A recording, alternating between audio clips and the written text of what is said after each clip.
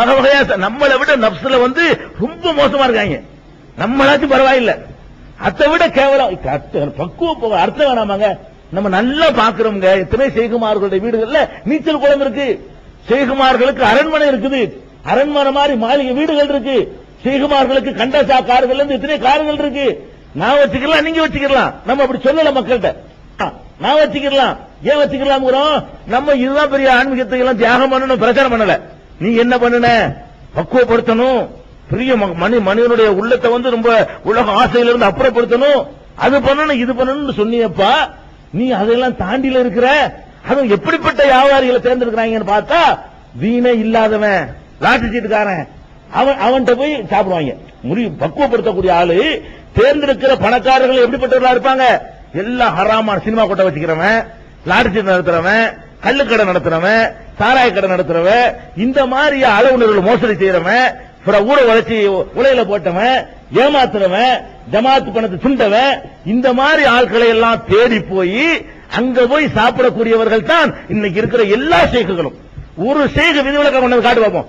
ஒரு ஊர்ல இறங்கி, இந்த ஊர்ல ரொம்ப ஏழையான ஆள் யாரு, குடிசையில் இருக்கிற ஆள் யாரு, அவர் வீட்டு கூட்டிட்டு போங்க, கூலி வேலை செஞ்சு செருப்பு தச்சு சம்பாதிக்கிற வீடு இருந்தா சொல்லுங்க, அங்க போய் சாப்பிடுறேன்னு சொன்ன ஒரு ஷேக்க சொல்லுங்க பார்ப்போம். அங்க சாப்பிட கூட்டிட்டு போனா அது சாப்பிடுவாரான்னு சொல்லுங்க பார்ப்போம். என்ன எப்படி நம்புறீங்கன்னு எனக்கு வழங்கலையே. எப்படி நீங்க அவர்களை நம்புறீங்க? எந்த மனுஷனையும் நம்பாதீங்க.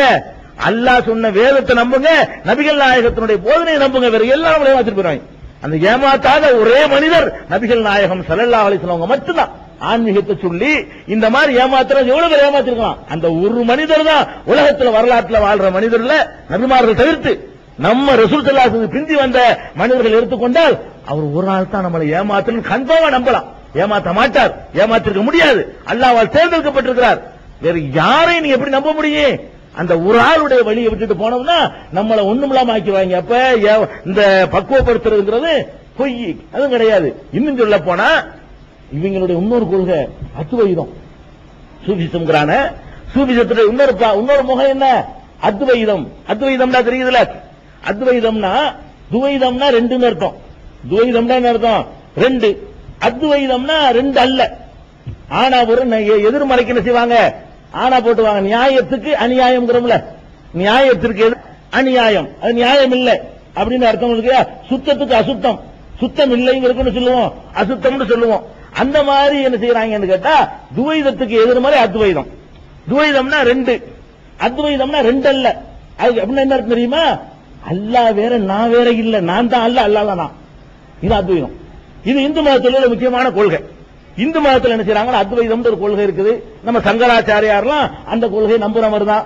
சங்கர மடமே அந்த அடிப்படையில் உருவாக்கப்பட்டதுதான். அதாவது கடவுளுக்காக நாங்கள் அர்ப்பணிக்கும் பொழுது நாங்களே கடவுளாகிவிடுவோம், கடவுளை நாங்களாகி விடுவோம். நீங்க எங்களே கும்பிடலாம், எங்களே வணங்கலாம், கடவுள் வணங்கின மாதிரி கடவுள் தான் நாங்க தான் கடவுள் அப்படின்னு சொல்லக்கூடிய கொள்கை இந்து மதத்தில் இருந்துச்சு.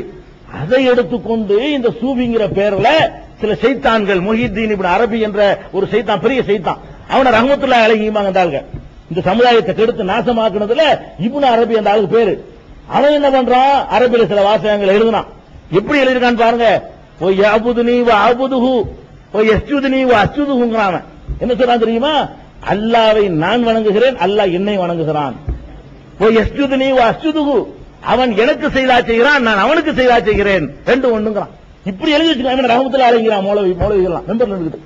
இந்த மாதிரி ரிக்கார்டு பூர்வமா அவன் யாரும் எழுதி வச்சுட்டு போனால முஹித்தீன் இப்னு முஹித்தீன் அப்துல் காதர் ஜிலானி இல்ல, அவர் வேற. முஹித்தீன் இப்னு அரபின்னு ஒரு சைத்தான். இவன் என்ன பண்றான்னு கேட்டா இந்த அளவுக்கு அல்லாஹ் இப்படி இந்து மதத்தினுடைய கொள்கை அப்படி காப்பி அடிச்சு அத்வைதத்தை சொல்றவன எல்லாம் இந்த எல்லா தரிகா காரணம் ரஹ்மத்துல்லாஹி அலைஹிமா. சாதிரியாக்காரன் கொண்டாடுவான், காதிரியாக்காரன் கொண்டாடுவான், சிஷ்டியாக்காரன் கொண்டாடுவான், நக்ஷபந்தியாக்காரன் கொண்டாடுவான், சுகரவர்தியாக்காரன் கொண்டாடுவான், என்ன பைசியாக்காரன் கொண்டாடுவான். எந்த தரிகாக்காரனை கேட்டாலும் முஹித்தீன் இப்னு அரபி ரஹ்மத்துல்லாஹி அலைஹி கத்தஸல்லாஹு சிர்ருல் அஸீஸ்ங்கறான். அப்ப இவருடைய கொள்கை என்ன? அத்வைதம் வழங்கி போச்சா? இப்படி முடியுமாங்க? இது மனுஷன் கடவுளாக முடியுமா? அப்ப மனுஷன் செத்தா கடவுள் தான் சாவுறானப்ப?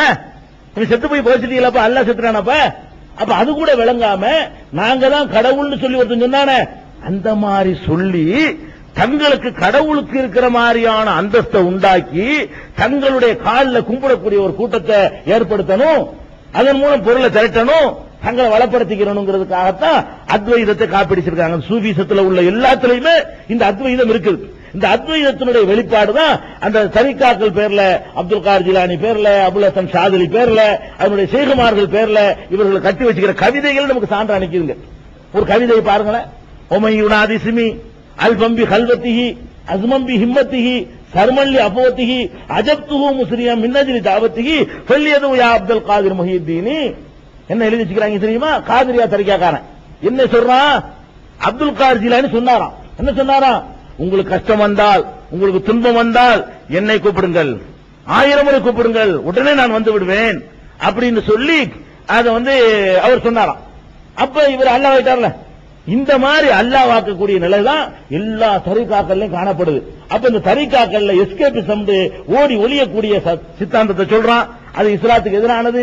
இரண்டாவது சொல்றான் அத்வைதத்தை சொல்றான், அது சித்தாந்தத்துக்கு இஸ்லாமிய அடிப்படைக்கு எதிரானது. மூணாவது ஒரு அடிப்படை என்னன்னு கேட்டா, இவர்கள் உண்டாக்கி வச்சிருக்கிற அந்த திக்ர்கள், இவர்கள் உண்டாக்கி வச்சுக்கிற அந்த சடங்குகள், இவற்றை பாத்தீங்கன்னு சொன்னா கேலி கூத்தா இருக்கு, காரி துப்புற மாதிரிலாம் இருக்கு. சில ஊர்கள்ல திக்ருங்கிற பேர்ல டான்ஸ் ஆடுறான். அல்லாஹ்வை பக்குவப்படுத்தினா, பக்குவம் நம்மளே சொல்லுவோம். கூத்தடிச்சிட்டு ஒருத்தர் வந்தான்னா என்ன பக்குவப்படாம இருக்கிறேன்னு சொல்லுவோம். ஒரு கூத்தாடிய நம்ம பக்குவப்பட்டவன ஏத்துக்கிற மாட்டோம். வேற மார்க்கங்களுக்கு இஸ்லாத்துக்கு உள்ள அடிப்படை என்னன்னு கேட்டா, வேற மார்க்கங்கள்லாம் கடவுள் இசையில மயங்குவாருமாங்க. இசையில் மயங்குறவன் இறைவன் சொல்லிட்டு தான் பாடல்கள் என்ன செய்வாங்க, கடவுளை குளிப்பாட்டுலாம் நினைக்குவாங்க. இஸ்லாத்துல அல்லாஹ் இசையில எல்லாம் மயங்க மாட்டான். இன்னும் சொல்ல போனா பெருமானார் ஸல்லல்லாஹு அலைஹி வஸல்லம் சொன்னாங்க, உங்களுடைய துஆக்கள்ல அடுக்குமொழியை யூஸ் பண்ணீங்கன்னா அல்லாஹ் வெறுக்கிறான். அல்லாஹ்ட்ட போய் கேட்கும்போது கண்ணியமிக்க பெரியவர்கள் அது மாதிரி பேச முடியுமா? நம்ம அல்லாஹ்ட்ட கேட்கும்போது செய்யணும், மரியாதைக்குரிய இறைவா, இப்படிலாம் அடுக்குமொழிலாம் பேசக்கூடாது.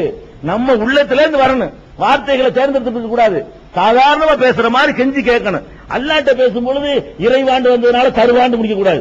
இறைவா தருவா வருவாண்டு வரும்ல, இந்த மாதிரி அதெல்லாம் வேற இடத்துல வச்சுக்க.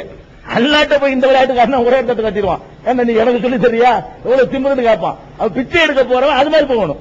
நம்ம அல்லாஹ்ட்ட பிச்சை எடுக்க போகும்போது இந்த அடுக்குமொழிகள் எல்லாம் கேட்கிற சஜா துஆவுல சஜா அந்த இது அடுக்குமொழி எதுகை மோனை, இந்த எதுகை மோனை அடிப்படையில் சொல்றதையே ரசூல் ஸல்லல்லாஹு அலைஹி வஸல்லம் வெறுக்கிறாங்க, தடுக்கிறாங்க.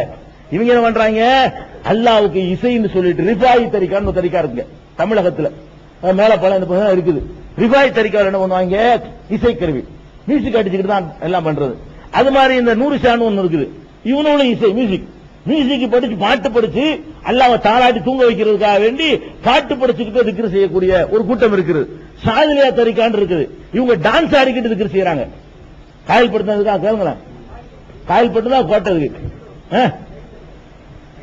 கை தட்டிக்கிட்டு அல்லாஹ் திக்ர் செய்யறதுன்னா